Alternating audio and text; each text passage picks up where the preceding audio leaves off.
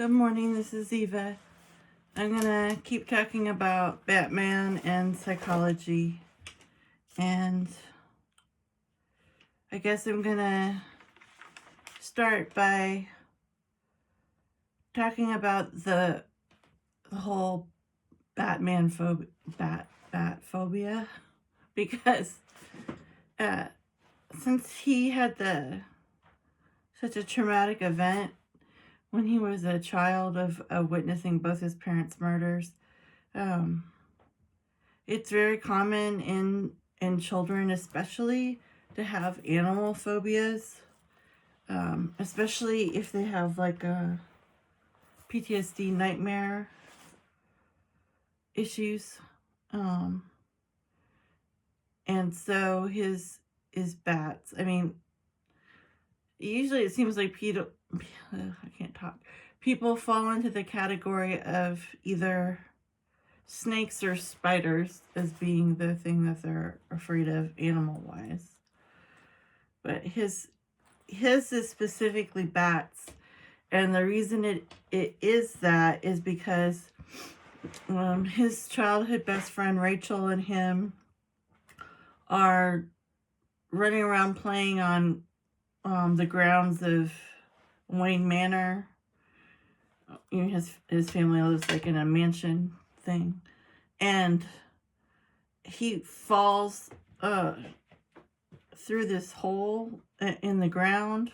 Like, it seems like it's like maybe a sinkhole, but it turns out it's actually like a cave, and and he falls to the bottom, and then all these bats fly, up past him into the circle entrance, which is indicative of later when he's in the pit in the Middle East, when Bane puts him in the prison where he grew up as a punishment. He breaks his back and makes him go live in this prison called the Pit, which is actually where Raw Gruel, am I saying that right? Liam Neeson's character trains him right before that period of time. But anyway, the whole point is that the Pit is the same way. It's kind of like an oval shaped, like a spiral, and then it leads up. It's all rock, and it leads all the way up to an opening so you can see the air and of course freedom. And that's what Bruce Wayne has to train himself to climb over and over again for months, years, so that he can escape, make the actual jump. Because the only person who's ever gotten out of the pit was a child. It was, I gotta say his name right, Rob Gruel's daughter, Tatiana, is that right? Anyway, she's the only one who makes it out. So it's actually like a big deal, because it's like when he attempts it, it's almost like, could someone adult size make the jump? Because it's almost like the only reason she was able to do it is because of her, tiny body being able to fit in the crevices leading up to it. So anyway, it's like a foreshadowing of his experience in the pit, is falling into, I don't know if it's a well. I kind of think it was a well / cave entrance or something. That, and it's his. Rachel runs and gets his father, and he lowers himself in there and is able to use the rope to get him out, which is also copying the rope is significant, because when he's in the pit in the Middle East, he's practicing and practicing trying to get out of the pit, and the one thing he uses is a rope, and then he can't do it. He keeps failing, and his cellmate this older blind man tells him, it's because you're depending on the rope. You need to, because the child didn't have a rope. You need to do it without the rope. And so that's when he actually finally does escape, is when he's brave enough to just not have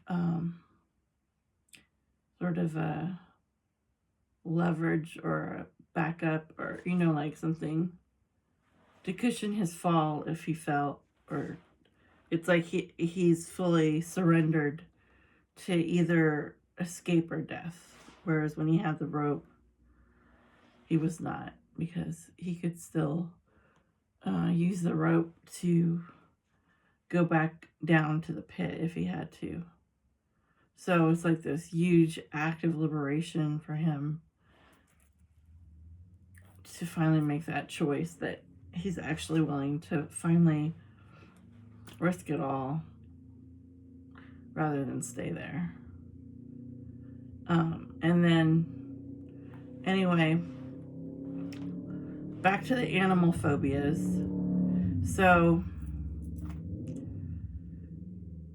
there is a type of therapy that you can undergo if you have trying to get rid of phobias, and it's called exposure therapy. Let's see, wait, there's another word for it. Oh, well, you can also call it counterphobic, because counterphobic is what Batman does. Let me explain just this whole thing about immersion therapy for phobias. Would be exposure therapy is basically, let's say you have a fear of heights. That's like, I don't know what the actual word is for that, but there is a word for that. You might, with or without a trained therapist's instruction, engage purposely in like mountain climbing or some kind of controlled way to face your fear, controlled environment to face your fear, or like jumping out of a plane with a parachute, with an instructor, or it's like you would try to expose yourself to your greatest fear, and thus with each small exposure as you're leading up to actually fully immersing yourself in that thing, it would build, it would lower your resistance, because it would become more familiar. So it'd be less terrifying, because each time you're able to face it and not freeze or panic or, act completely inappropriately in anger or fear, you would be overcoming your fear. So I don't think I could overcome my fear of snakes, but okay. I don't think that would. I've seen, like, on an Oprah's show once, I saw this guy was terrified of sharks, and so they had him, like, for his exposure therapy, he had, like, all suited up in a scuba suit, and then they had him, like, swim with sharks, I guess, and then I think they were nurse sharks. I don't think they were, like, maybe sharks that could hurt him, but I think there was one hammerhead, so there was, like, one that was bad. But they showed this footage of him. Of course, he was with, like, some Oprah program people, but it's like his eyes are, like, completely, like, wide open, like he's terrified out of his mind. You can see, through his clear mask, he's just staring up at these sharks, and, like, you can barely see, like, the sunlight and the boat through the water, because there's so many sharks, and it's just like, they kept talking about how it was it was working. I was like, he doesn't look like it's working. It looks like he's gonna have a heart attack, but that's some things. So the whole thing about Batman is he does counterphobia. Counterphobia is like where it's kind of like exposure therapy. A natural inclination, if you have an extreme fear or something, is obviously avoidance, right? You avoid it. You don't want to have, you don't want to ever put yourself in a place where you could be exposed to the thing that you fear. But counterphobic means that you would do the opposite. Instead of running away from what you're afraid of, you would run purposely towards it, in an effort to sort of immerse yourself so much in what the shadow of what you're afraid of that you would eviscerate your fear. And so I know, like, when Batman talks about with Alfred, like, what symbol is he going to choose? He says the bat. And then I think Alfred says, like, why a bat? And he says, well, it has to be something elemental. So to him, bats represent a sort of unbridled part of nature, which is kind of how he sees criminals. And like the criminal world is like a underground force that he doesn't fully understand. He can't fully comprehend. He can barely put himself in their mindset, which is why he goes to the Middle East for like 7 years and ends up studying like real criminals and he learns all this martial arts and all this self-defense, and he's trying to like fully comprehend why criminals do what they do. He feels like in order to really be an effective Batman, a true crime fighter, he would have to understand the psychology of why they do what they do. So, but there's this saying that if you stare long enough, I think it's Nietzsche, if you stare long enough at the abyss will stare back at you. And like basically the saying is like, you'll become the abyss because you're spending so much time in its orbit. You're going to absorb that negativity. So that's kind of the fear or concern of Alfred's when he goes off on this mission, is that he's going to go overboard and spend so much time with people who are not empathetic or care about justice, of course. People so dark and manipulative and twisted that it'll start to rub off on his own character. And he does get like that at a certain point. Especially we talked about this for the movie with Robert Patterson, where he's so negative that even when he goes out in public, he still wears like the Batman makeup, the eyeliner. It's like he always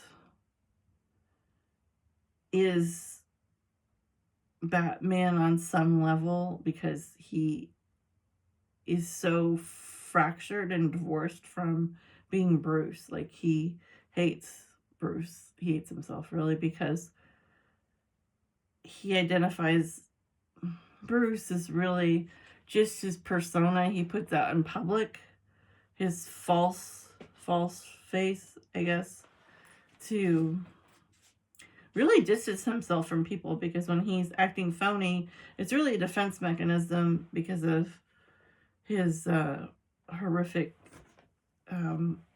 like children have such a serious loss, especially under the age of 7 or 10, I mean, well, they're especially affected between 5 and 7 with memory, that it can permanently damage how they interact with people for the rest of their lives.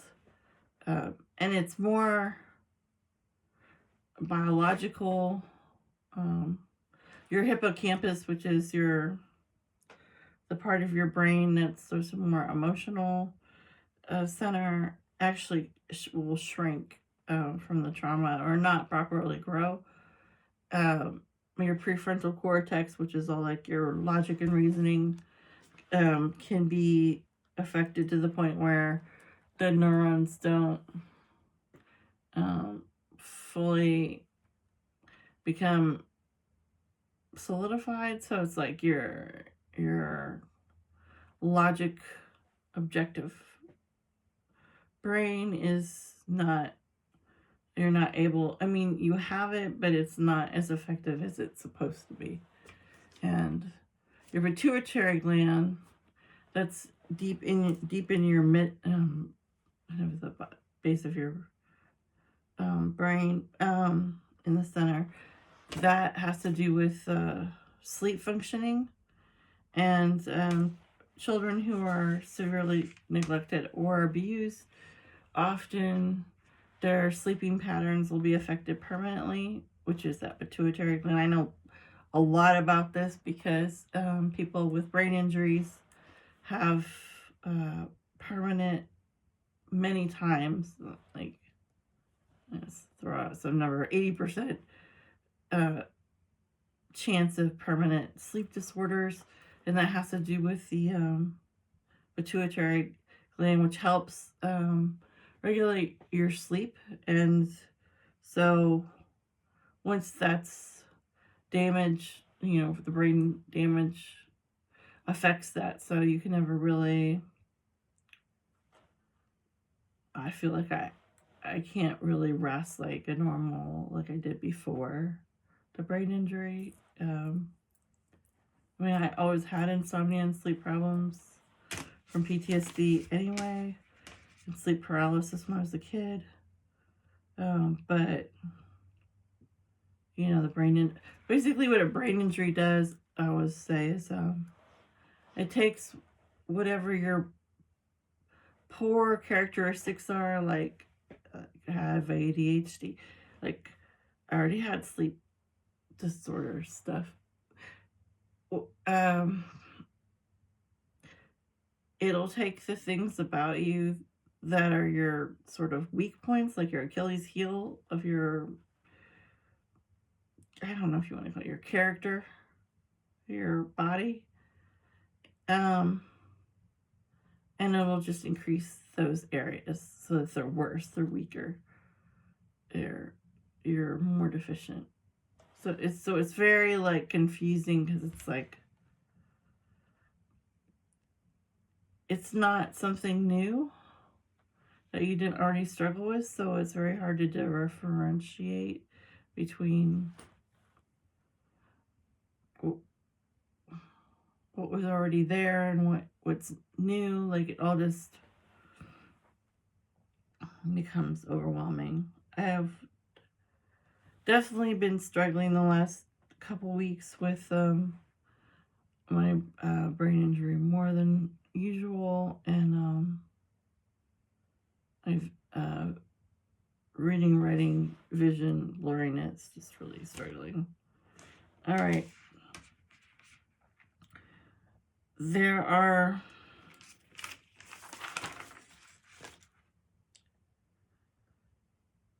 in human beings, there is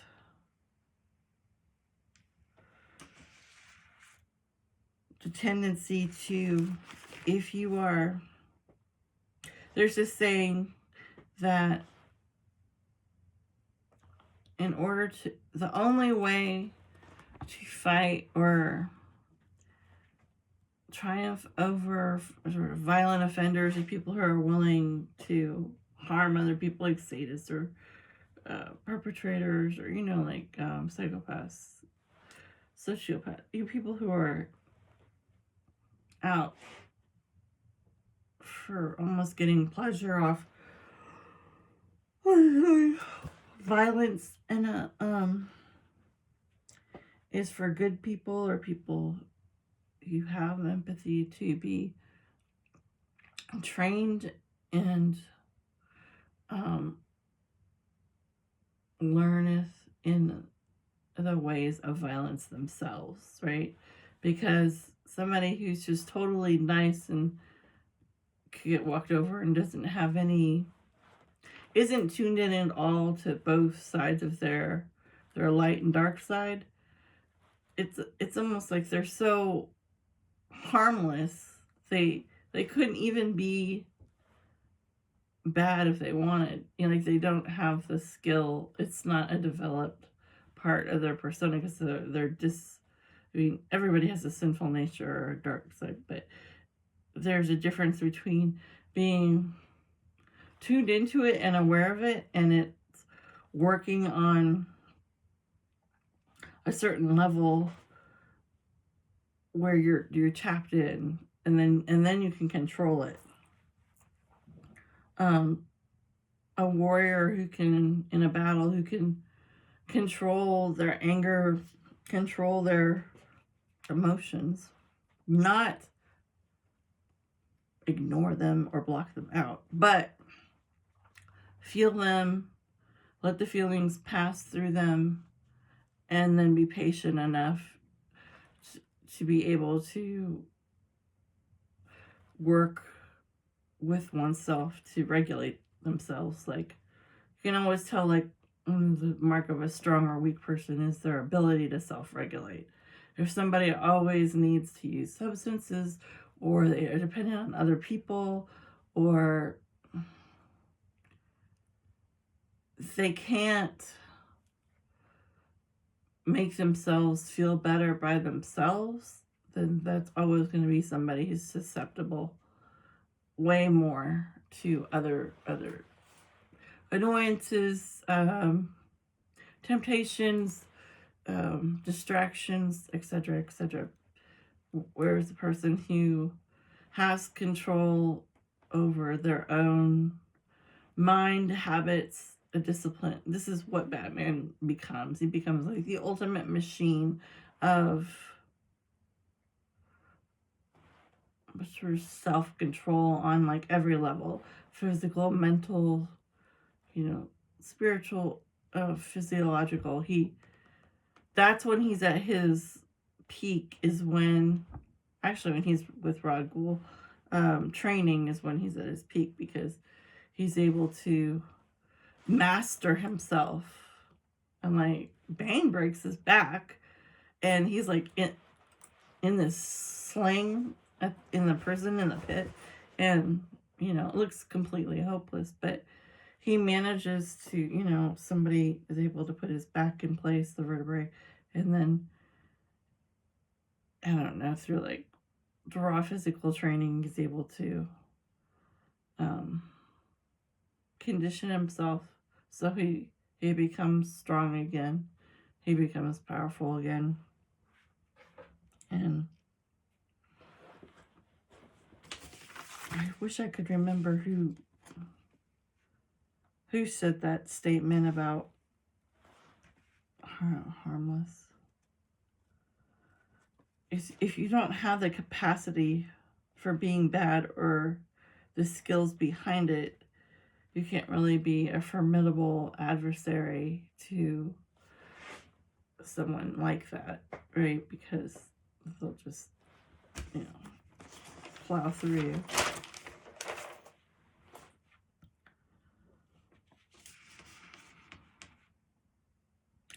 Okay, there's several kinds of villain types.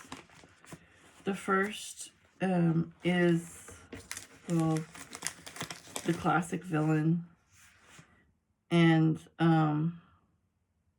basically Batman he's a personification of